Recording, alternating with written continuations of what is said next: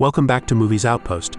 Today's video will feature one epic franchise that goes by the name The Final Destination. This franchise consists of 6 movies and we'll go through each one of them one by one until we reach the very end. Trust me when I tell you, the last movie is the best one. So without further ado, make sure to sit back, relax, and as always, enjoy the recap. Final Destination begins with Alex Browning's mother telling him that his friend's father will pick him up at 3:30 a.m. because the high school bus will leave for the airport at 5. She notices a tag on the bag and moves to remove it, but Alex stops her, saying he needs it for luck. However, she tears it off anyway. Alex's father comments on how Alex is going on a 10-day trip to Paris, advising him to make the most of it. He goes to bed, but he soon wakes up as he hears someone calling his name. Later at the airport, Alex notices the flight information display is glitching, which confuses him. The airport check-in staff puts a tag on his luggage, displaying Flight 180 to Paris as his final destination, and the staff tells him that their departure time is the same as his birthday. But Alex is still distracted by the glitching display systems. As Alex goes to the restroom, he hears the song of famous singer John Denver, who died in a plane crash, but doesn't think much of it as an announcement is made asking the passengers to board the plane. Alex eyes the stormy weather worriedly, but his friend Todd urges him forward. As they get inside, they hear a baby crying loudly, and Todd's brother George remarks that it's a good sign since no one would expect a plane to go down with a baby and a handicapped man on board. Alex goes to his seat, which is in the very back, but 2 girls ask him to switch seats so they can sit together, and he goes to sit with Todd. The plane takes off and the class cheers, but Alex is very anxious as the plane shakes from turbulence before finally becoming stable. However, just as everyone relaxes, violent shaking causes the lights to flicker and oxygen masks to drop from overhead compartments. Everyone rushes to put them on, but a fire starts, causing a side of the plane to tear open, which sucks several seats out of the plane, while the teachers try to save their students. Suddenly, the fire worsens and completely burns everyone inside, which causes Alex to wake up from his nightmare and notice that the 2 girls want to switch seats with him. He hysterically explains that the plane is going to explode, but no one listens to him, and a student named Carter even gets in a fight with Alex, causing the airline staff to remove everyone standing in the aisle. This includes both teachers as well as students entering the plane unaware of the situation, which are named Billy, Alex, Carter, and his girlfriend Terry. Todd then decides to leave to check on Alex, and another student named Clear gets out willingly. A teacher named Valerie convinces the airport staff to let one of the teachers board the plane with the students while the other stays back. Valerie sends Larry as he knows more French. Alex is profusely sweating and Todd calms him down, saying his parents are on the way. Carter watches the plane take off while Alex explains the whole dream to Valerie. But Carter gets angry and mocks Alex, which starts another fight. Just as they fight, the plane blows up nearby, causing the security to rush there. Later, they all stare at Alex and he tells them that he wasn't the cause of the accident. So Valerie asks him if there are any survivors, but Alex doesn't know. Mr. Howard from the National Transportation Security Board visits them along with FBI agents, who investigate them individually. They question Alex about how he knew about the plane and why he wished Carter was on the plane when they got in the fight, but Alex only tells them that he got a weird feeling and then saw it happen. After that, they're all allowed to meet their parents, but no one comes to pick Clear up, so Alex's parents drop her off. Later, with his parents sleeping in the living room, Alex weeps watching the news about the plane. After more than a month, they all attend the memorial where an eagle statue having the names of all those who died is unveiled. And while unloading the flowers, Todd comes to Alex and mentions his brother George's death, saying his father forbids them from talking but suggests they could take a trip once his father forgets. Alex goes to Valerie, but she refuses to talk to him, saying that he scares her. Afterwards, Billy goes to Alex and jokes about dying too young, saying his driving instructor warned him he would die young, and asks if Alex thinks it's true. But Alex tells him that he isn't going to die anytime soon. Next, Clear comes and thanks him for saving her life. Later that night, Todd is in the restroom when the water valve starts leaking. Meanwhile, Alex is in his room reading a magazine when an owl sits on his window, so he throws his magazine to shoo it away. The magazine gets caught in the fan and tears into pieces till a piece saying Todd falls on Alex. On the other side, Todd removes dried laundry as water from the leaking valve reaches him, making him slip and get strangled by the clothesline. He desperately tries to free himself but fails and dies on the spot, while the water mysteriously returns to the toilet. When Alex reaches Todd's house, they are taking his dead body away, and Clear, who is hiding behind a tree, tells Alex to quickly hide. However, Todd's father blames Alex for making Todd feel guilty for George's death. Believing that the guilt became too much for him to handle, which we know isn't the case, Alex tells him that Todd would never do that, but he doesn't believe Alex, and the FBI eyes Alex suspiciously. The next morning, Alex visits Clear to ask her why she was at Todd's house the previous night, but instead of answering him, she shows him a spring with a question mark attached, saying that it reminds her of Alex. She tells him that they haven't spoken even once in 4 years of high school, but she felt a connection with him and trusted his word. She says that she knows Alex can still feel it, as something from that day has stayed with him because she can feel it too. But what if Todd was the first of all those who got off the plane? She asks him if that's what he is feeling, but he tells her that he wishes to see Todd one last time. and she takes him to Todd's dead body, Todd's arm suddenly moves, startling them both, but Mortician Bloodworth explains that chemicals cause cadaveric spasms. Bloodworth reveals that the tiny marks on Todd's neck are from him pulling the wire, which makes Alex conclude that Todd's death was an accident. But Bloodworth tells him that there are no accidents in death, as it leads one to the grave in one way or another. When Alex asks if they can escape death, Bloodworth explains they already have by leaving the plane, but now death has changed course and cheating it could incite fury. Alex apologizes for breaking in, but Bloodworth tells him not to worry as he will see him soon. The next morning, Alex tells Clear that he didn't see Todd die, but he received a sign hinting at death's design. However, Clear doesn't believe it, saying anyone can find death omens if they look hard enough. Alex replies that maybe it was their time to die in the crash, but because they avoided it, death is trying to design another way to take them. But Clear thinks that Alex has lost his mind. Meanwhile, Carter and Terry drive by, making Carter spot Alex, turn the car around and get out to fight him. Surprisingly, Valerie is also in the same coffee shop, and Terry angrily tells Carter that if he wants to make the plane crash the most important event of his life, then she can't stay with him. She walks into the road, telling Carter to move on from the accident, when suddenly a bus hits her. Later, Alex is watching TV when they get a call from Clear, and Alex's dad picks it up, but Alex refuses to talk to her. When his father questions his isolation, Alex says he needs to understand some things first. The news reports that the accident in Flight 180 was caused by an electrical connector to the pump that leaked combustible fluids, which caught fire due to a spark. He quickly traces the path of the explosion and notices that Todd and Terry were the nearest threat, and Valerie is next. Elsewhere, Valerie is packing her things and looks outside to find Alex there.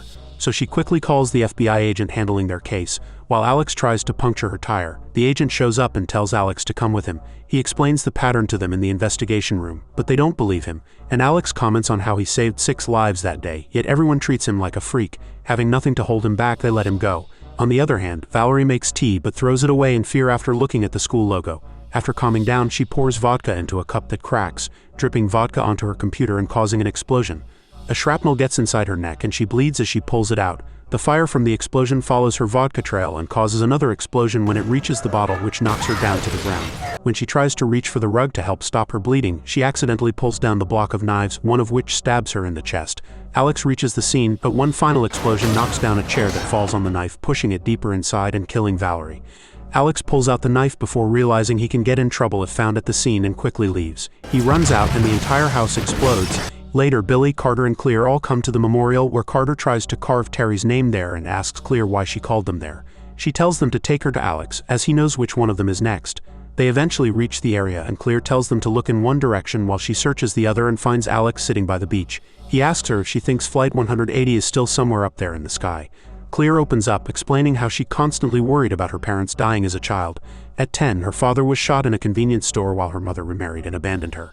She tells him that she believes there is a haven for all people who lose their lives and all families are complete. She convinces him to come with them, and in the car, Alex tells them that he can't return home because the FBI must be looking for him. Clear mentions that Billy told police he saw Alex fleeing Valerie's house, and Billy adds that police found Alex's footprints inside. Carter asks Alex who is next, but Alex doesn't answer. So both Billy and Carter start assuming it's them. Alex tells them it doesn't matter who's next, but this angers Carter, who starts speeding, believing it's better to die on his terms than wait for death. He puts his hands away from the steering wheel, but when all urge him to stop the car, he stops it in the middle of the railway track. The train is about to arrive, and Alex asks Billy to open the door, which he finally does, allowing all of them except Carter to get out. Alex tries convincing Carter to get out, but Carter arrogantly insists he's not supposed to die now. He tries starting the car, but it won't start and the door won't open. He tells them that he can't get out and Alex rushes to help him, eventually tearing off the seatbelt and pulling him out of the car window just before the train hits the car. Billy freaks out, saying that they should all get away from Carter, but suddenly a sharp piece broken from the car comes flying and decapitates Billy. Alex tells them that he saw the belt and knew Carter was next, but because he changed Death's design, it skipped Carter and moved over to Billy. Clear tells them that they don't have time for this, as the police will be here soon, but Alex keeps repeating that he is next on the list, which makes Clear realize that it's her turn after Alex. However, Carter tells them that the police are almost here and they should run, so they leave. Later, Alex hides in Clear's woodland cabin, having made the area as safe as possible. He talks to Death, saying he may not beat it forever, but he can for now. While throwing newspapers into the fireplace, he finds a picture of the 2 girls who switched seats with him. He realizes his original seat was at the very end, meaning Clear is next before him. On the other side, lightning hits the transformer near Clear's house, causing it to explode. Meanwhile, Alex gets out of the cabin, but gets surrounded by the police. So he uses his boat to get to the other side of the river before quickly running into the woods back with Clear. She tries to free her dog, but the water source nearby bursts, and an electric wire passes electricity through it. Clear quickly climbs a ladder and breaks a second-story window to get inside, but the electric wire shifts to the house, causing all electrical items to explode. She rushes to the garage and starts her car to reverse it back out of the garage door, but it doesn't work and petrol starts leaking in the garage. She gets trapped with the electric beam right on her windshield and Alex arrives there. He tells her to stay still and shovels the electric wire away, which sends it into the garage and makes the petrol catch fire. Realizing the car will explode, Alex grabs the wire to sacrifice himself, and the explosion throws him into the garage while Clear gets out of the car just in time. The police arrive there as well, and they all rush to check on Alex. 6 months later, Alex, Carter, and Clear reach Paris and are drinking in a cafe. When Alex tells them that he helped Clear escape death, which means that he is still on the list, he suddenly starts seeing signs again and quickly gets up, telling Carter and Clear to stay away from him, but Clear calls his name, which saves him from getting run over by a bus. However, the bus hits a street light that hits the big 180 sign, which swings down to hit Alex, but Carter intervenes and saves him. Alex says that death skipped him, making Carter wonder who is next when suddenly the sign swings again, hitting Carter. A year after the incident of Flight 180, a news channel reports that the survivors died in bizarre accidents, and the guest speaker explains that an unseen presence decides when they die, which he calls death. He explains that death has a design and anyone who cheats it is met with a worse fate, but the anchor person dismisses it as mere interpretation. A woman named Kimberly watches as the guest speaker warns viewers that today might be their last. The next morning, she gets ready for her trip to Daytona and her father asks her if she has packed all the things that she needs. When Kimberly's best friend named Shayna arrives, they go to pick up 2 more friends, Donna and Frankie. On the way, they encounter a woman who drops her collected cans and the boys laugh at her.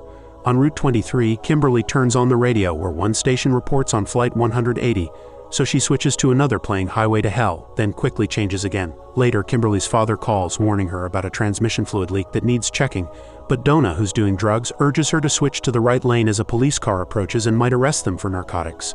Once the police are away, Kimberly suggests stopping to check the car, but Shayna tells her to relax. However, Kimberly notices strange omens like a truck driver drinking beer, a child crashing toy cars, but dismisses them. The police car gets behind a truck loaded with wood logs and Officer Burke accidentally spills coffee on himself.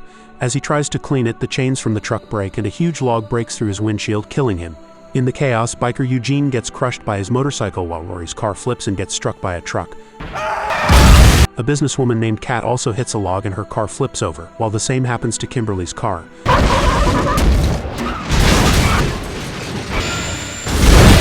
Another car hits a truck, which causes a huge explosion. And Kimberly weeps while watching the driver named Evan struggle to get out of the burning car before he faces another explosion. As a truck barrels toward them, Kimberly snaps back to reality, where they're about to enter the highway. She gets spooked by the same events happening and stops her car in the middle of the road to prevent any other vehicles from using the route. The police car behind her pulls next to her, and she explains that there is going to be a huge accident. People start gathering and Kimberly sees the truck with the logs pass and tells Burke that he needs to stop that truck or everyone will die, but Burke doesn't listen to her. Suddenly, the pileup happens and Burke goes to call backup. However, he rushes and pulls Kimberly just in time while another truck hits her car, taking the lives of all her friends. Later, they're all in police custody, and Burke asks Kimberly to tell the events in detail, so she explains her vision, saying it was just like Alex on Flight 180. Biker Eugene explains that all Flight 180 survivors died one by one because death hunted them, but Burke adds that one survivor, Clear, is now in Stony Brook Institution. A recent widow, Nora Carpenter, and her son Tim are also among the few who evaded death because of Kimberly's intervention, and Tim says that death might be coming for them now, but Nora quickly dismisses him and leaves. Kimberly's father arrives to pick her up, and later, she tells him that she feels scared that everyone will die. On the other side, Evan reaches his apartment and starts cooking, but the mysterious wind appears, which causes a magnetic letter attached to the fridge to fall into his takeout, which he puts in the oven to reheat. He checks voicemails from girls swooning over his recent lottery win while unpacking new watches and jewelry. The oven starts sparking as he accidentally drops his new ring into the sink. While trying to retrieve it, his hand gets stuck and the food catches fire.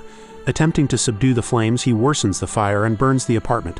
However, he frees his hand and breaks a window to escape via the fire exit, but slips on discarded food and a ladder crashes down, striking his eyes and killing him. Elsewhere, Burke searches the news about Alex and finds that he was killed by a falling brick. Meanwhile, the news of the accident on Route 23 is followed by the news of the death of Evan, which all the other survivors watch. Later, unable to sleep and spooked by tree branch reflections, Kimberly decides to find Clear.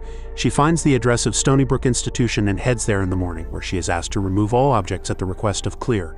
She enters the room, but Clear maintains distance, and after hearing Kimberly's story, Clear explains that the Flight 180 survivors died in their original crash order.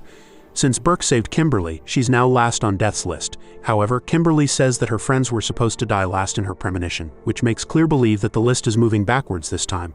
When Kimberly asks what she is supposed to do now, Clear tells her to watch out for the signs. Kimberly doesn't understand, so Clear asks her if there were any ominous signs before the accident, and Kimberly mentions a few, so Clear tells her to look out for them.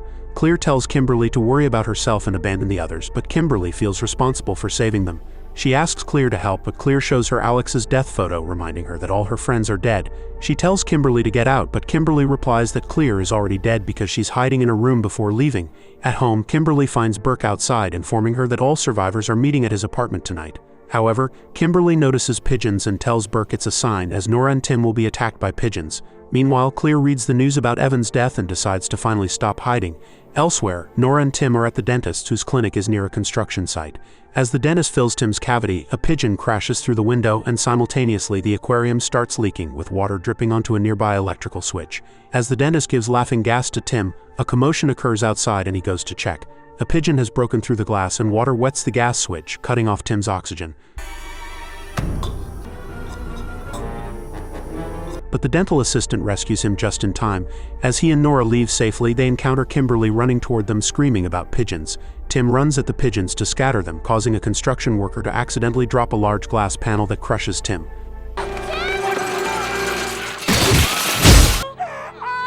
Nora weeps, refusing to come with Kimberly, so they head back to Kimberly's house, where she tells Burke that she is scared. However, Clear shows up there and takes them to the mortician Bloodworth, who mentions that he was expecting her while cleaning the body of Evan. She asks him if he knows how to stop death, but Bloodworth tells her that no one can cheat death, but she tells him that she and Alex escaped it multiple times, so there must be a way. Bloodworth warns that people are most alive before death, so Clear should be careful. As he puts Evan's body in the crematorium and prepares to leave, Kimberly stops him, so he tells her that only new life can defeat death. They head to the gas station, and Kimberly gets another vision of herself drowning in a white van. She shares this with Burke and Clear, and Burke remembers that a pregnant woman was among the survivors, making Clear realize that if she gives birth, then the slate will become clear, as new life can defeat death. Burke checks CCTV footage and discovers the white vehicle belongs to Marcus and Isabella Hudson, but she never came to the police station after the incident. At a meeting with the survivors, they explain everything they know, and Nora realizes she's next, but Eugene doesn't believe them. Clear tells them that they have to protect each other, and Kimberly passes them walkie-talkies, saying that if she ever tells them about a sign, they need to avoid it at all costs. As Clear explains that they can all see signs, Eugene cuts her off, insisting he controls his life. But when he grabs his jacket to leave, he triggers an object that breaks the window. Clear explains that they need to look out for each other, sleep in shifts, and make this place death-proof. Nora is heading out, saying that she no longer has anyone by her side and can accept death to be with her family. But Kimberly stops her, telling her that they can fight this. However, Nora tells her that she has to plan the funeral for Tim, so she heads out and Eugene follows her, saying he doesn't believe in death's list. When Rory opens a cupboard, items fall out, creating a shadow resembling a man with hooks. Recognizing this as a sign, they quickly contact Nora, who's in an elevator with Eugene and an elderly man carrying a box of hooked prosthetic arms. Nora's hair gets stuck in one of the hooks, and while Eugene tries to free her, the elevator door opens, and her head gets stuck in the door, which has been having a mechanical issue. The elevator moves up and she gets decapitated by it.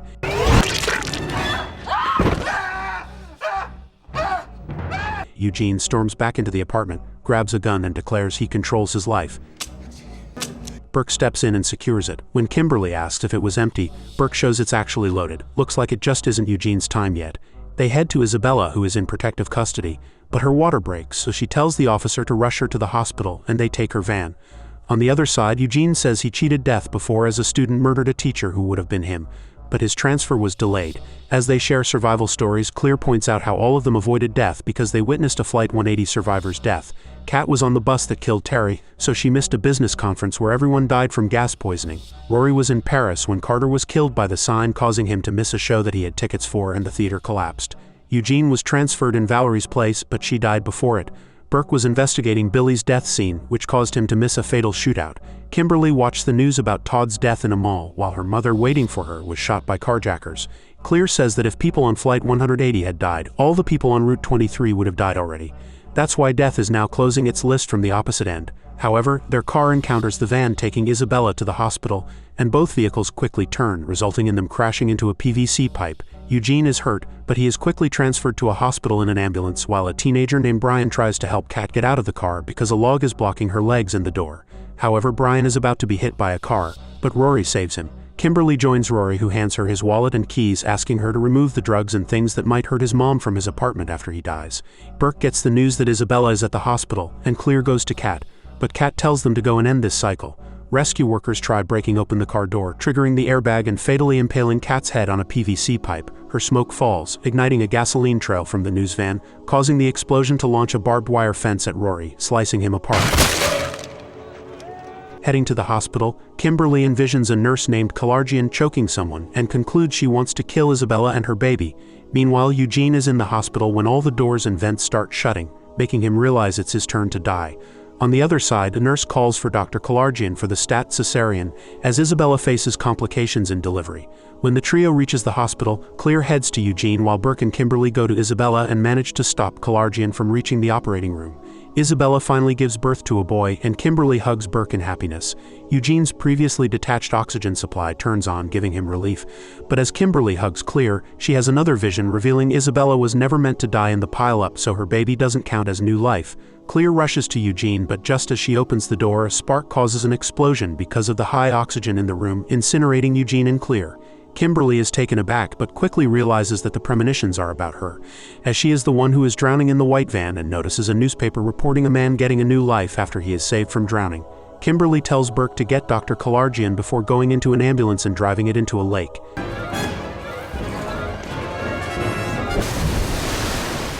As the ambulance sinks, Burke dives in to save her, but he can't open the door or break the windows. Kimberly passes out, experiencing flashbacks of the recent deaths, and when she wakes up, she finds herself in the hospital as Dr. Kalargian administers electric shocks. Come on, ready? Clear! Kimberly almost died and was revived, which means she has a new life and has cheated death. A few months later, Kimberly, her father, Burke, and Brian's family have dinner together, where Brian's father explains that Brian cheated death, as he was almost hit by the news van on the day of the second accident, but Rory saved him. Burke and Kimberly look at each other and worry. And suddenly they hear an explosion, and Brian's arm comes flying right in front of his mom, who screams his name. Final Destination 3 begins in an amusement park where a group of high school students is taking the drop tower, while their friend Wendy Christensen takes a picture. In the picture, she notices the V in dive has no lights, making it read die. She heads to grab food along with her friends and explains she must submit today's photos tomorrow for the yearbook deadline. So she goes to take more pictures. After getting out, she finds her sister Julie Christensen in the crowd and threatens to tell their mother, who is unaware of Julie being in the amusement park. Taking more pictures, she notices a demonic statue with cryptic warnings like they can run but they can't hide. They move to the roller coaster, which has that statue as the door, and Wendy feels weird, but her boyfriend Jason comforts her, so they head in. The roller coaster is called Devil's Flight, and the devil statue loudly announces that no one returns from this ride. In line, Wendy remains worried, but a classmate, Ian McKinley, reassures her that roller coasters operate on physics with very low accident rates, and his girlfriend Erin agrees, citing odds of 1 in 250 million. They get assigned the front seats, but because Wendy is the only one who doesn't want to sit in the front, they toss a coin, and their friend Kevin has to sit in the back with Wendy, while Jason goes to the front with Carrie. While waiting for the gates to open, the popular girls Ashley and Ashlyn sit in front of Wendy and Kevin, and Frankie Cheeks shoves past Wendy to steal their seats, forcing them to the very back. The over-the-shoulder restraints are lowered, which leads to fluid leaking. But the ride starts with the students cheering. Once they reach the first high, the fluid starts leaking more profusely, and the chain lets go of the roller coaster. In their first loop, Frankie's camera falls, resulting in a mechanical malfunction that unlocks the safety measures and takes off a few wheels of the roller coaster. As they reach another high, that causes the carts to separate. The first few fall off, while the carts in the back are still intact. Lewis slips from his cart, but when Kevin grabs him, another cart strikes Lewis, sending him flying into the track. Because a cart managed to break the track, the roller coaster stops midway on a loop, causing Erin and Ian to fall from the roller coaster. Kevin asks Wendy to help him rock the ride, and they manage to move through the loop. But because Kevin is standing to remove his jacket stuck in the cart, he gets cut in two pieces because of a protruding pipe. Lastly, Wendy's cart hits the back end and she falls onto the track. But just before the impact, Wendy wakes up back in reality and realizes she had a premonition. She notices the same events happening, so just before the ride can begin, she starts screaming, asking them to let her off the ride. She warns that hydraulics will rupture and tracks will collapse. So the supervisor lets people in the back exit, and Wendy explains she saw the entire accident, but Lewis curses her, prompting Kevin to fight him. Ashley and Ashlyn decide to get out of the fight, while Jason keeps asking the operator to let him out, but no one listens to him. The people still in the roller coaster start chanting for the ride to start. Just as it starts, Wendy screams for Jason, telling them that it's not fine, but she is dragged away by the supervisor, who tells her to calm down. However, the accident takes place while Wendy screams for Jason. A few days later, she goes to the memorial corner in high school and weeps while looking at the pictures of her friends. But suddenly she feels a mysterious air that blows out a candle lit in memory of departed souls. She empties her locker and quickly leaves with Kevin following after her. She tells him she picked up her diploma and won't attend the graduation ceremony since there's nothing left for her, but Kevin asks her to come, saying Jason told him to take care of her. However, Wendy reminds him that they don't like each other and walks away. Ashley and Ashlyn stop her, inviting her to the salon, which only angers her more. As she gets in her car, Kevin rushes over, explaining how Alex from Flight 180 had a similar vision before the plane crash, and the survivors died in their intended order unless someone intervened, causing death to skip them. But Wendy doesn't listen and drives away.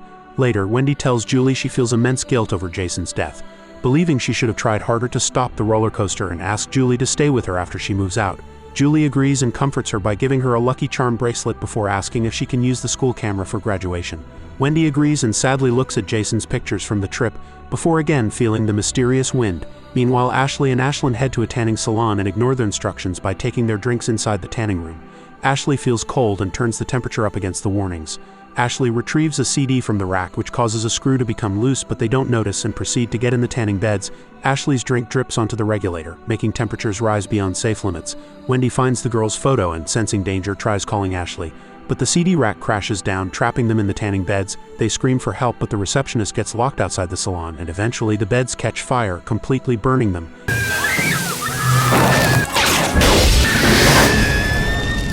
A funeral is held, and Ian tells the pastor that he's struggling to come to terms with the fact that 2 innocent girls died, and so Kevin and Lewis take Ian out of the area.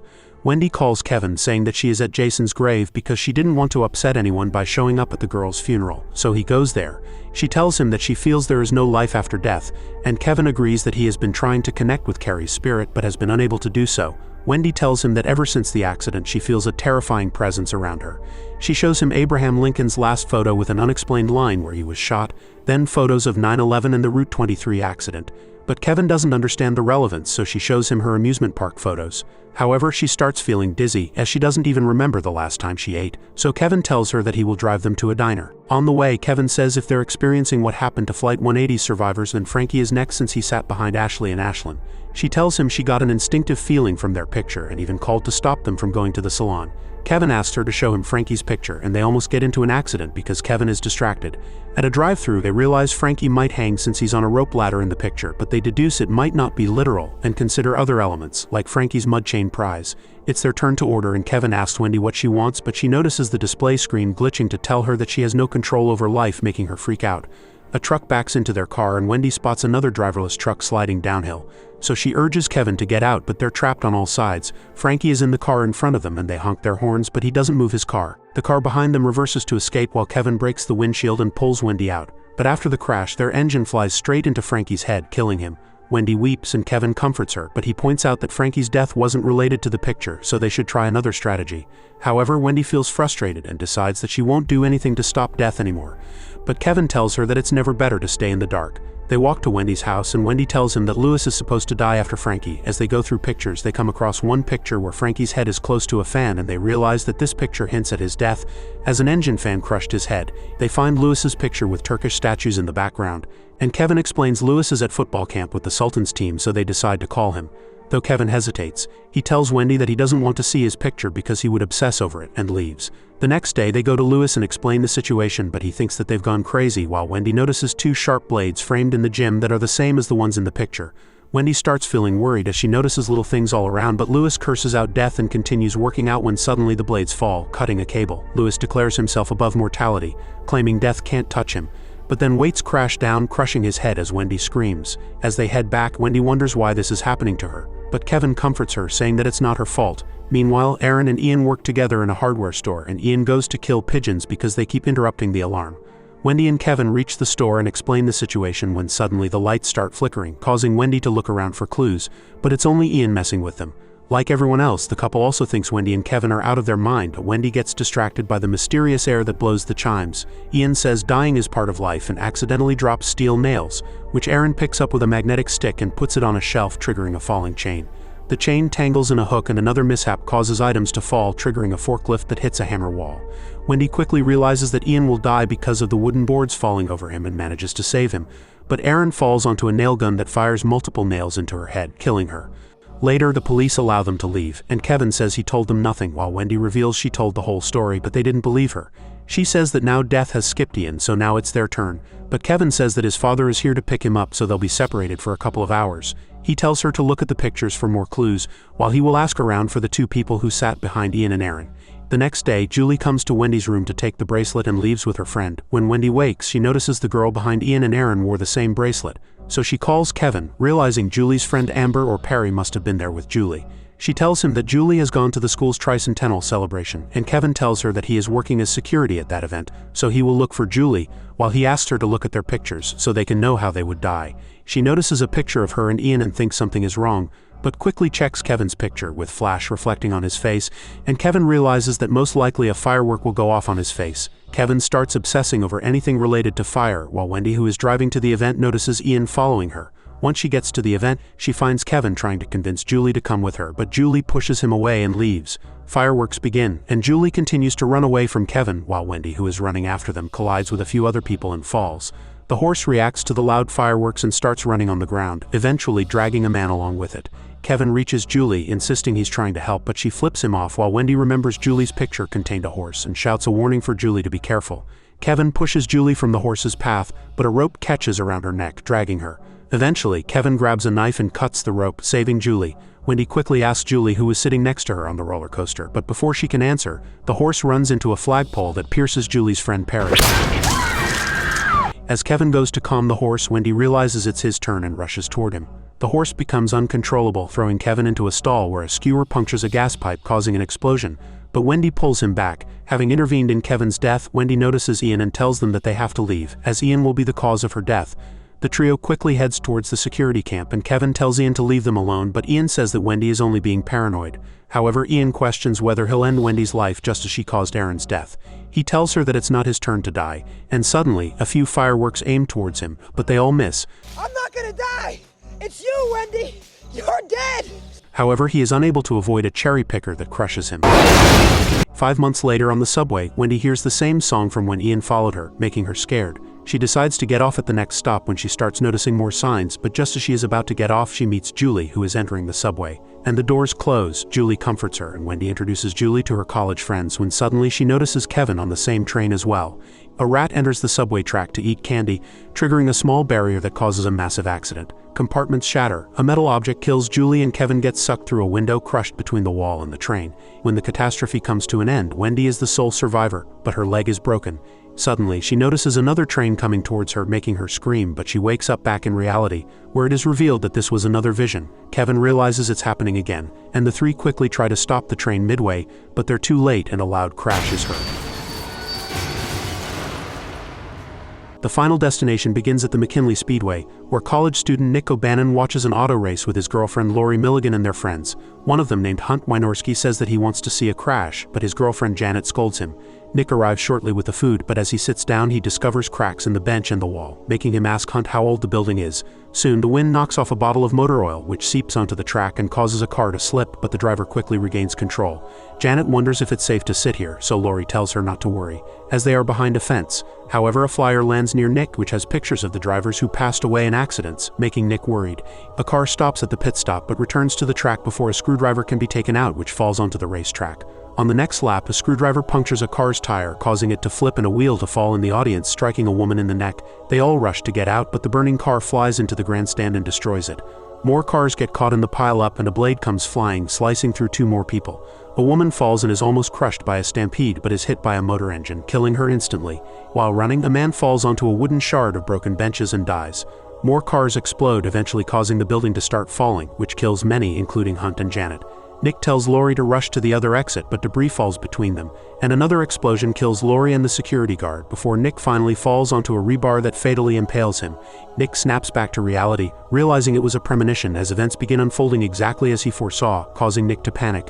Hunt tries to calm Nick down, but a fight breaks out and they rush out. However, they are followed by a few angry spectators and the security guard. Nick tells them there will be a huge crash, but no one believes him until they hear screams. One of them, named Carter, tries to rush inside to save his wife, but is stopped by the security guard named George. Mechanic Andy Kutzer and his girlfriend Nadia are also among those who escape death by leaving the grandstand, but a stray wheel flies out of the stadium and decapitates Nadia. Later at night, the four friends sit in a coffee shop and see the news that reports the memorial for 52 people who died in the Speedway accident will be held tomorrow. So Laurie suggests they go to the memorial, but Hunt and Janet refuse. The next night, Laurie and Nick are at the memorial when they are stopped by a woman named Samantha who thanks Nick for his warning, as that saved her and her two young sons. Nick tells her that he's glad they're safe and are about to leave, but they are stopped by George, who greets them politely. Suddenly, Carter shows up and makes racist remarks towards George for not letting him save his wife. At night, Nick has a nightmare about a metal chain with a large hook attached to it, and Laurie comforts him. Later, a drunk Carter drives to George's house with a tow truck and plants a wooden cross in his yard before digging in the ground. Wind then causes objects to fall onto the truck's controls, causing the vehicle to lurch forward and leak fuel. Carter tries to stop it, but he gets caught by the truck's hook and is dragged till the friction ignites the leaking fuel, causing an explosion that kills him. The next morning, Laurie watches the news of Carter's death and quickly calls Nick, who explains that he saw hints related to Carter's death in his nightmare last night. He tells her he just had another vision involving scissors and smokes, but doesn't know who it concerns. Meanwhile, Samantha goes to get a haircut and sends her sons to play video games so they won't throw pebbles at a sign near a man who is while mowing the lawn. While Samantha gets her haircut, the wind causes body butter to fall on the floor, making it slippery, and a hairspray bottle becomes lodged against a heated straightener. When Samantha's sons return, they slip on the floor and the hairspray explodes, dislodging a ceiling fan that narrowly misses Samantha. Samantha steps out of the salon when the pebble thrown by the kids earlier comes shooting from under the lawnmower, and kills Samantha by passing right through her eye. Later, when the four friends read about Samantha's death in the newspaper, Laurie explains that Nick has been having visions. Nick adds that there are hints about how the next person is going to die, and then explains that there have been many situations where people were saved by a premonition but later died in the order they were supposed to die. He mentions that some articles say the death chain can be broken by intervention, while others say that it only shifts targets till it circles back and kills everyone. Janet freaks out after hearing this and leaves, while Hunt doesn't care and tells them that he will live his life to the fullest. Once they leave, Nick gets another vision of fire, a rope, and a bullet. So they decide to head back to the racetrack to figure out the order in which they would have died, but George finds them there and offers to show them the security footage of the accident. It makes Nick realize that Andy is next, and they go to his workplace to warn him, but he tells them that he has been having a hard time after Nadia's death. George tells him that he can relate, as his daughter and wife passed away because of his reckless drunk driving, but suddenly a car becomes loose because of a malfunction and almost hits Andy. Andy becomes cocky, saying that it isn't his time to die, when suddenly the metal attached to the cable holding the car snaps and strikes the gas tank, sending Andy halfway through the fence, killing him. Later, George questions who dies next, and Nick is confused as his friends died simultaneously in the premonition. So he tells Laurie to find Janet while he goes to see Hunt. On his way, Nick gets a vision of a water pipe bursting and quickly calls Hunt and leaves a message to warn him about the water, but Hunt doesn't check his voicemails as he is busy enjoying himself near the pool. A child throws water on Hunt using a water gun, so Hunt throws him into the water and places the water gun in a corner, which falls and activates the pool's drain system. Meanwhile, Laurie calls Janet, but Janet tells her that she is in a car wash and will call back in 5 minutes. However, during the wash, her car's antenna breaks and causes a mechanical error, which stops it in the middle of the wash. She gets another call from Laurie, but loses reception and is unable to hear her.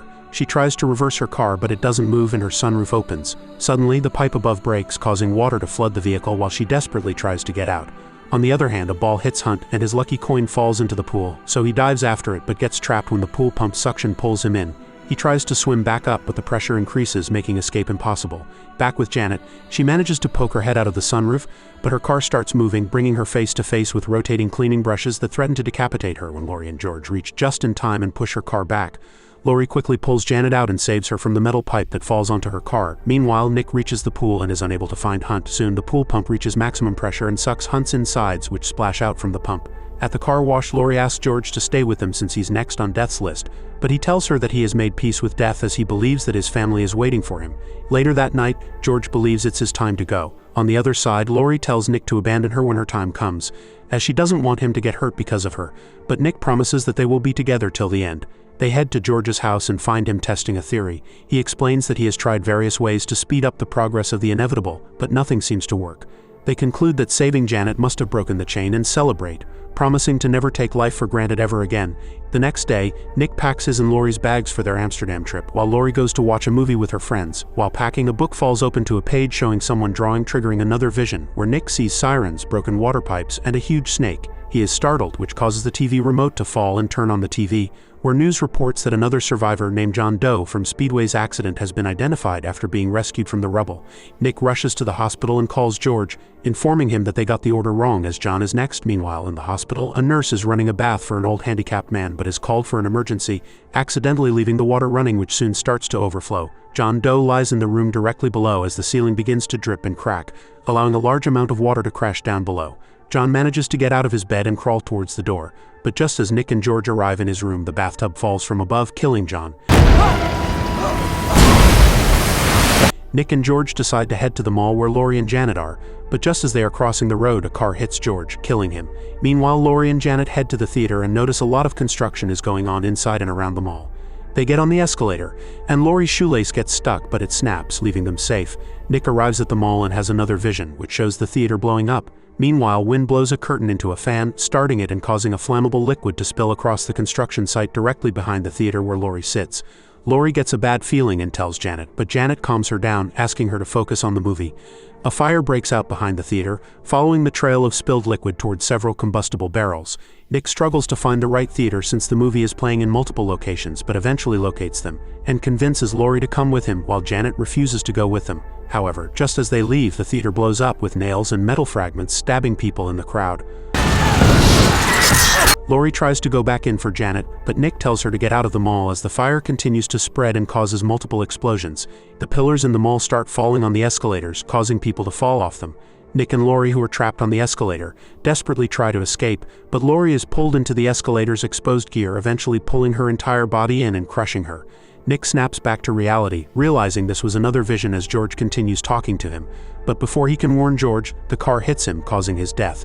He rushes to the mall and this time goes to the construction area behind the movie theater, where a fire has already started. He tries to trigger the alarm but finds it broken, so he puts out the initial fire himself, but throws the empty extinguisher aside. It strikes a table, shaking a nail gun that begins firing at Nick, pinning him to the wall. Several nails puncture the barrel, spilling flammable liquid toward a small fire Nick hadn't completely extinguished. But Nick quickly grabs a burning stick to trigger the water sprinklers, which put out the fire before it can reach the combustible fluid.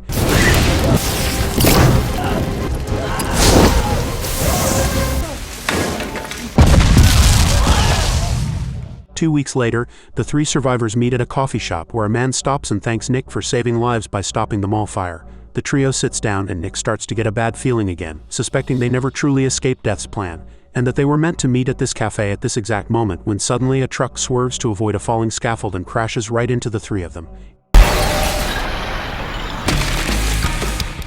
Final Destination 5 begins with Sam Lawton, who has set up breakfast for his office team building retreat, when his girlfriend Molly Harper shows up and tells him that the relationship isn't working for her anymore, so she wants to break up. Sam's boss, Peter Friedkin, is greeted by his girlfriend, Candace Hooper, who also interns at the company, and another colleague named Olivia Castle joins them.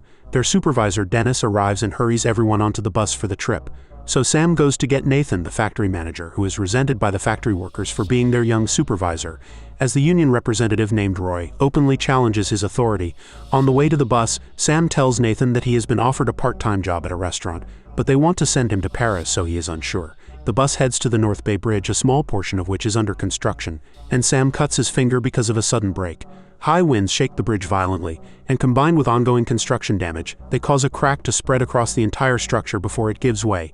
They quickly get out of the bus, but Candace goes on the other side from where she falls onto a sailboat and is impaled. Next, their bus falls into the water with Isaac still trapped inside as he was in the restroom when everyone else escaped. All others try to get to the safe side, but the bridge breaks, leaving them on a patch in the middle, while only Molly manages to get to safety by crossing a steel beam. Olivia goes next, but doesn't have her glasses and falls as the beam becomes diagonal. Just as she surfaces for air, a falling car crushes her. The cables start breaking and Nathan is killed by one of them while Sam runs as the bridge starts crumbling. Dennis is about to fall when hot tar falls on him, burning him alive before he falls to his death. Peter and Sam manage to leap onto the fence of the stable portion of the bridge while the rest crumbles behind them. However, a truck with rebar rods gets unstable, causing the rods to fall on Peter and fatally impale him. From the same truck, a sheet of metal falls and slices Sam in half right in front of Molly. Sam snaps back to reality and realizes that he had a premonition. When he experiences the same events, he panics and tells everyone to get off the bus, but no one listens to him except Molly. Dennis sends Peter after them, and Candace follows while Olivia, Nathan, and Isaac get off the bus to check the situation. However, the cables start snapping, so they quickly run and are saved because of Sam's warning. Later, Agent Jim Block interrogates Sam about his involvement, and Sam explains he had a vision, while Peter vouches that Sam has never shown extremist tendencies. When Jim asks if Sam was upset about breaking up with Molly, she declines to answer, calling it a private matter. He asks the same from Sam, but another officer comes in to say that the accident happened because of high winds and structural damage, so all of the survivors are allowed to leave. After that, the news reports that 86 people have died, and a memorial is held where Isaac questions how Sam knew about the collapse, and Sam explains that he doesn't have any clear answer for that. In his speech, Dennis accidentally includes Isaac's name among those who died, making Olivia and Nathan laugh. As Peter and Sam leave, they are stopped by William Bloodworth, who tells them to be careful as Death doesn't like to be cheated. They are creeped out, but Peter thanks Bloodworth for the advice. After his restaurant shift, Sam visits Molly's house, and he notices the lights flickering but pays little attention, instead focusing on a photo of them together. Molly comes with tea, and Sam tells her that his priority was to keep her safe when the accident happened, and that she was all he could think about.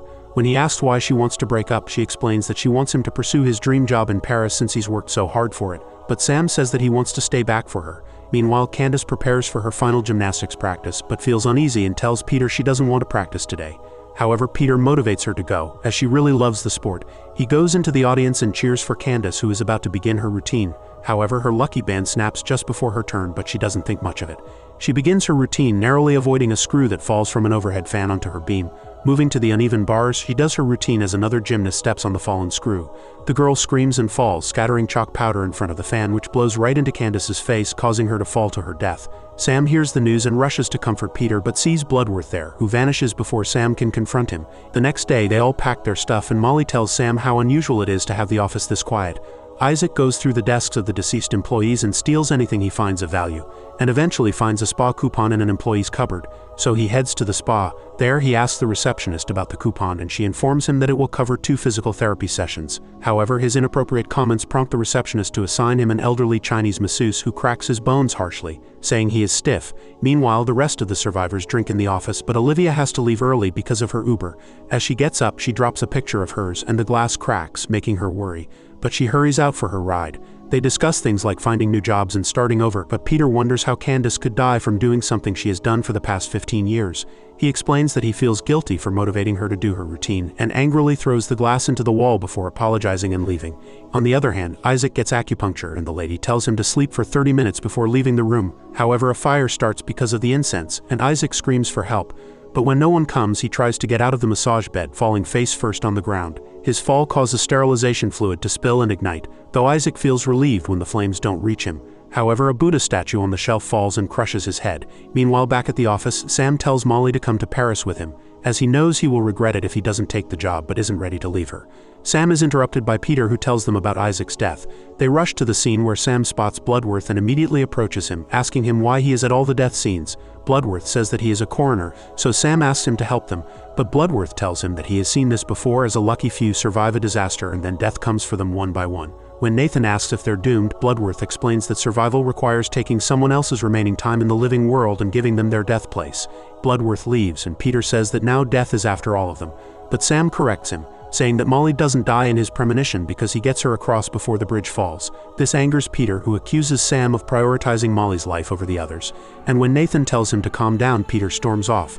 The remaining survivors decide to warn Olivia, who is at an eye clinic discussing LASIK surgery with her doctor. She goes inside the operating room and is nervous about the procedure, but the doctor leaves her for a moment. Meanwhile, water spills onto an electrical switch outside the operating room, causing a malfunction that sends the laser coolant far beyond safety limits. Olivia struggles to free herself, but accidentally drops a remote that activates the laser. The beam strikes her eye, destroying it as she desperately covers her other eye.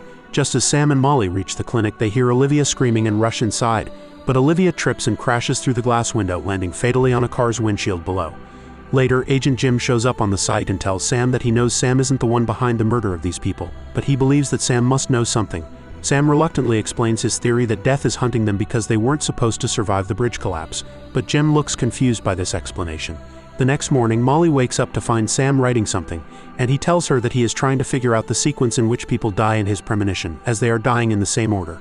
She asks who is next, and Sam tells her it's Nathan. Meanwhile, at the factory, Nathan discovers Roy has written profanities on his time card. so he calls Roy, who is furious about his reduced work hours. When Nathan notices something dangerous approaching, he tries to push Roy to safety but accidentally shoves him directly into the path of a swinging construction hook that pierces his skull. On the other hand, Peter confronts Dennis, telling him it's kill or be killed, but Dennis doesn't understand, assuming Peter is suffering from severe survivor's guilt. Once Peter leaves, Dennis calls Agent Jim, informing him that Peter is threatening people. Meanwhile, Peter goes to the factory and questions Nathan about whether he killed Roy, but Nathan quickly denies it. However, Peter insists that Nathan put Roy in the way so that he could take his place. When Dennis arrives at the factory, a wrench falls into the machinery, launching it toward him with fatal force. Later, as Sam gets ready for work, Molly tries to stop him, urging him to be cautious, but he tells her that he doesn't want to live in fear. If death comes for him tomorrow or 50 years from now, it doesn't matter as long as she is by his side. However, once Sam is at work, he becomes wary of fire, knives, meat slicers, mincers, and even skewers. He manages to finish the shift and tells the head chef that he would like to take up the offer in Paris. Sam finds Molly and shares the news, but before they can celebrate, Peter knocks at the restaurant window. Sam invites him in, and Peter explains that he spent the entire night contemplating whether he could kill a stranger to steal their remaining lifespan, and eventually convinced himself that he could do it. He went out and found several opportunities to kill strangers, but couldn't follow through because he believed they deserved to live. However, he says that Candace didn't deserve to die, nor did Olivia or Isaac. He questions why Molly deserves to live more than the others and draws a gun, aiming it at her, but Sam flips the table to stop Peter, and the gunshot is heard by Agent Jim, who calls for backup. Sam tells Molly to hide and warns Peter that he'll have to kill him first, but Peter doesn't care, reasoning that Sam will die eventually anyway, and knocks him unconscious. As Sam lies unconscious, a knife falls and narrowly misses him, so Peter claims that it's not Sam's time to die yet. He turns on all the gas stoves, saying that he won't kill Sam but will set the trap for death. Molly slowly takes out a knife for her defense, but she is faced with Agent Jim, who asks her if she is okay. She quickly tells him about Peter having a gun, but before Jim can do anything, Peter shoots him and announces that it's finally Sam's turn. Molly begs Peter to leave, but he refuses, saying he can't leave a witness to a federal agent's murder, and starts shooting.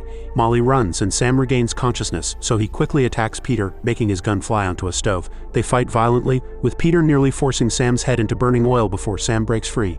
Peter smacks Sam's head in a drawer and is about to end him with a knife when Molly jumps on Peter. He throws her on the floor and is about to stab her when Sam stabs him in the back with a skewer. He quickly goes to comfort Molly and embraces her, as they think Sam gets Jim's life, as Sam killed Peter. 2 weeks later, they board Flight 180 to Paris. Sam notices a passenger named Alex fighting to be allowed out of the plane but dismisses it. After takeoff, Sam overhears a flight attendant telling another passenger that the student claimed to have had a vision and starts worrying. Before Sam can do anything, the plane begins breaking apart, sucking Molly out, who hits the wing and is sliced in half, while Sam is burned to death by fire from the explosion. Meanwhile, Nathan grieves Roy's death when a coworker reveals the autopsy found Roy had an enlarged blood vessel in his brain and would have died soon anyway. Suddenly, a plane part hits the bar, making it collapse and killing Nathan. Final Destination Bloodlines begins in 1969 with a woman named Iris Campbell wearing a blindfold in a car with her boyfriend Paul as he drives her to a surprise destination. She wants to remove the blindfold, but Paul promises she'll love the surprise. They stop at a place, and Paul reveals that his surprise is getting them reservations for the grand opening of the Sky View, a high-rise restaurant tower. Iris is excited, but before entering, she notices a guard scolding a young boy for stealing coins from the fountain as it brings bad luck. They get inside an elevator that has trouble closing, and Iris starts feeling paranoid as they move up to the restaurant. However, upon reaching, the receptionist tells them that their reservations have been canceled because they are over the maximum capacity, so they head to the bar. Iris takes a rose from a vase and places it in Paul's lapel, accidentally pricking her finger on a thorn. Paul goes to get some champagne while Iris looks at the view, which triggers her fear of heights, and she rushes to the restroom as she feels nauseated. In the restroom, she meets a woman who asks Iris about her pregnancy, and Iris reveals that she hasn't told Paul yet, so the woman comforts her. Iris goes out and Paul takes her to the rooftop for some fresh air where he proposes to her, and she reveals that she is pregnant, which makes Paul overjoyed. However, a kid throws coins down the building and one coin falls inside the vents, causing the fan to stop. Iris and Paul join the dance floor to celebrate, unaware of the cracks on the glass floor. The pressure gets too much for the metal support below, and the bolts start snapping loose one after another. The stuck coin causes a fan blade to shatter, sending it directly into a gas pipe, which bursts. Iris gets a weird feeling and backs off from the dance floor when suddenly the glass shatters, causing everyone dancing on it to fall and break the metal support underneath. Paul, who is holding on to the remaining glass, eventually falls to the ground. People panic, causing a woman to run into the live cooking station, making her clothes catch fire. She reaches the vent from where the gas is leaking, causing a huge explosion that burns most of the people alive. The survivors rush to the stairs, but the tower cracks, making them all fall to their deaths. The rest move to the elevator, crowding it, but the receptionist forcefully tries to get inside. However, because of overcapacity, the elevator falls down, crushing the receptionist. Iris notices cracks in the tower as half of it starts to fall and quickly rushes to safety, while a piano falls onto that side, causing glass to shatter, which makes more people fall. The kid who was throwing coins makes it out of the building, but the piano falls directly on him. Iris and a small child are the only survivors, but as the rest of the building falls, Iris grabs a rebar but eventually falls onto debris that fatally impales her. 55 years later, a college student, Stefani Reyes, is in class when she snaps back to reality from this vision. Later, she has the same nightmare and tells her roommate that she thinks she is dreaming about her maternal grandmother, as her name was Iris too, but she never met her. Her roommate tells Stefani to go home, so Stefani heads there the next day but is continuously plagued by the visions of Iris's death. She is greeted by her father named Marty, who finds it weird that Stefani is suddenly looking for her grandmother and informs her that he threw away her mother's stuff after she left him. Stefani's brother Charlie is heading to his cousin's and Stefani goes to drop him off. On the way, she tells him that she is on academic probation because of recurring nightmares, but Charlie doesn't take it seriously. Once they reach the house, they are greeted by cousins Eric, Julia and Bobby. But Julia ignores Stefani and goes to Charlie, so Stefani approaches her Uncle Howard and Aunt Brenda. She asks Howard about Iris, but he refuses to talk about her. She explains the story, but Howard tells her that Iris is a deeply disturbed woman. When Stefani insists on meeting Iris, Howard explains that after the death of their father, he and Stefani's mother Darlene were subjected to an overprotective and isolated upbringing, as Iris would lock them in the house so they wouldn't die. She was so paranoid that the state took Howard and Darlene away, but Iris tracked their foster homes, and when her grandchildren were born, she started sending them letters with pictures of dead bodies. Stefani asks if they have any of the letters, but Howard tells her to stay away from Iris. Stefani tells Brenda that her life is falling apart because of the dream, so Brenda tells her the drawer where Iris's letters are hidden. Stefani finds a picture of Iris who is identical to the one in her dreams, and heads to an isolated, fortified cabin where Iris now resides. She tells Stefani to empty her pockets at the gate and finally allows her inside. Iris comments on Stefani's similarity to Darlene but stops her from coming any closer before offering her a seat. Stefani explains her situation, and Iris tells her that the nightmare was her premonition. In a flashback, she stops the kid from throwing the penny in the vent, covers the live station, and tells everyone to get off the cracked dance floor, saving several lives. However, death began taking the lives of the survivors in the order they should have died, including Paul, but over the years Iris trained herself and documented in a book how to see death signs and avoid it. She tells Stefani that 2 months ago she was diagnosed with cancer, which is the same time Stefani started getting nightmares, suggesting that the premonition was passed to her. She asks Stefani to stay with her as the outside world is too dangerous, saying that she hasn't stepped out in the past 20 years. Stefani doesn't believe her and leaves the house, and Iris hesitates to go after her because she feels the warning wind. However, Iris follows her outside to give her the book, and when Stefani still doesn't believe her, Iris allows herself to be impaled by a weather vane to prove her claims. At Iris's funeral, everyone grieves, but when Darlene shows up, Stefani leaves, as she resents Darlene for abandoning them. Charlie follows Stefani to the car and says that Stefani did the same to him, as she never picked up his or Julia's calls ever since she went to college. Stefani tries to deny it, but Charlie tells her that she didn't care about anyone at home before the nightmares started. Later, while Stefani goes through Iris's book, the rest of the family prepares for a barbecue. Bobby drops a glass near the icebox and a shard falls into the ice, which no one notices. Darlene shows up with peanut butter cookies, forgetting that Bobby is allergic, but Howard tells everyone not to make a fuss about it. Bobby makes drinks for everyone, and the shard of glass goes into one of the drinks. Howard tells them that Iris's death should be a reminder that they should love and spend as much time as possible with their family. Julia chokes but then says that she found a bug in her glass and dunks the drink. Later, Howard tries to get Darlene to stay, but she refuses, saying that her children are better off without her. Charlie and Bobby are on the trampoline, and it is revealed that the glass shard is in Marty's drink. Stefani feels something is wrong and rushes to the party, where Bobby gets stuck on the trampoline, causing the Jenga to fall on Marty's drink, and the glass shard falls on the lawn. Howard gets off the trampoline to greet Stefani but steps on it. He tells everyone he is okay, but a garden fork falls onto the lawnmower, starting it and then crushing fallen Howard's face in front of the entire family. After Howard's funeral, Stefani becomes paranoid and thoroughly reads Iris's book, eventually making a flow chart. She calls the entire family the next day and explains that death is coming for them, but they are hesitant to believe her. Julia comments on it being irrelevant, but Stefani says that death is coming for the families because the people in the Skyview were never supposed to have any family. She explains that Marty and Brenda are safe as they are not from Iris's bloodline, which makes Eric the next target, which will be followed by Julia and then Bobby. Brenda begins weeping, telling Stefani that she can't handle a minute of this and leaves with her children. Darlene tells Stefani that it can sound convincing but tells her not to let Iris's views derail her life. The next day, Eric is the last one at the tattoo parlor, as he has to lock up, so he starts cleaning the chairs, but then he looks at his dad's picture and plays sad music. He gives himself a new tattoo of the word dad, but the figurine on the speaker falls and hits a glass, which breaks. Eric quickly gets up to check if someone is in the store and accidentally spills the disinfectant bottle. As he sits down to clean the broken glass, a chair breaks from one end of the roof and catches his septum ring. The fan pulls the chain from the other end, causing him to stand on the chair and then eventually on the glass, which breaks. However, a fire ignites, which is fueled by the disinfectant, and Eric falls onto it. The next morning, Stefani rushes to Eric's house with Charlie, who informs her that the tattoo parlor burned down last night. However, they find Eric perfectly fine, who says that he managed to survive because of his leather jacket. He tells her that he is invincible and doesn't listen to Stefani, who tries to protect him. But Eric angrily tells her to leave his family alone. Julia agrees with Eric and goes for a jog when a soccer ball hits her head, causing her to fall into a large dustbin, which is immediately picked up and thrown in the truck with other trash. The three run after her to stop the truck, and they manage to do so, but Julia is crushed to death by the garbage truck's compactor. Stefani weeps, saying she should have got the order right, but Brenda says that it's her fault, as Eric isn't Howard's biological son. She says that she had an affair, so Eric is not on death's list. Bobby realizes that he is next and asks Stefani to help him, but she is unsure if she can be of any help. However, Charlie says that Stefani predicted what might happen, and Darlene believes that too, but Marty says that Darlene has traumatized his kids enough, so he doesn't want her to encourage Stefani anymore. Bobby tells them to focus on evading death for now, and he reminds Stefani that she talked about someone surviving death. So Stefani quickly looks in Iris's book, which states that JB survived.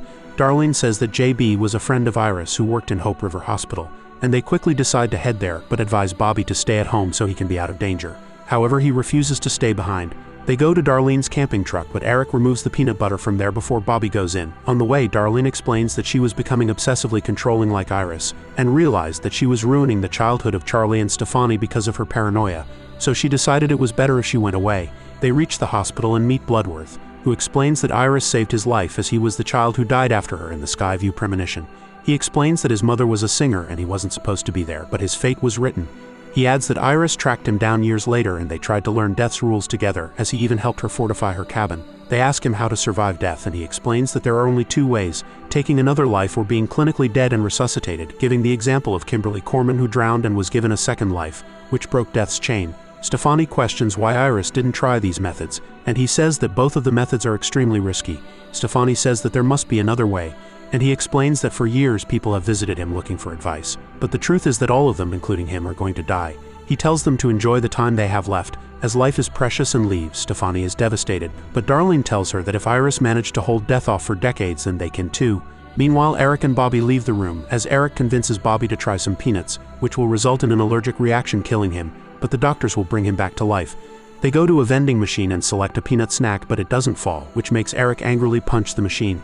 He then tries to tilt it till their snack falls, but Bobby is against the idea and tries to push the vending machine back. The snack finally falls out, and Eric takes Bobby inside an MRI room, where Eric brings a wheelchair and promises that he won't let Bobby die. The MRI machine activates because of a fallen clipboard, and just as Bobby eats the peanut snack, the allergic reaction starts, making him try to reach for the EpiPen.